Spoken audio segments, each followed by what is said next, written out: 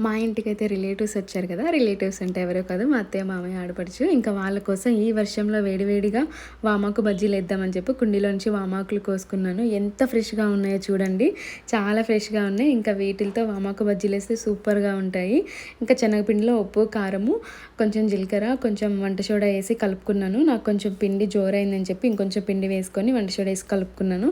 ఆకుకైతే coating సరిగ్గా suit అయిందనమాట. ఇంకా వేడి వేడి నూనెలో వేసేసాను బజ్జీలు. చాలా పొంగుతూ ఒక హార్ట్ షేప్‌లో వచ్చినాయి అనమాట. చాలా బాగున్నాయి. ఇప్పుడు టేస్ట్ విషయానికి మా అత్తమ్మకి, మా ఆడపడుచుకి ఇచ్చాననమాట. ఎలా ఉన్నాయో ట్రై చేసి చెప్పండి, టేస్ట్ కరెక్ట్‌గా చెప్పాలని. మా మామయ్య గారికి కూడా ఇచ్చాను. బట్ టేస్ట్ అయితే చాలా బాగుంది అన్నారు. నేను కూడా తిని చూసాను. చాలా బాగుంది. మరీ చాలా ఏం కాదు కానీ పర్లేదు, బాగుంది. వాళ్ళకైతే బాగా నచ్చింది. ఒకసారి చూడండి ఎంత బాగా వచ్చిందో బజ్జీ అంటే. ఎంత బాగా కుక్ అయిందో చూడండి మంచిగా.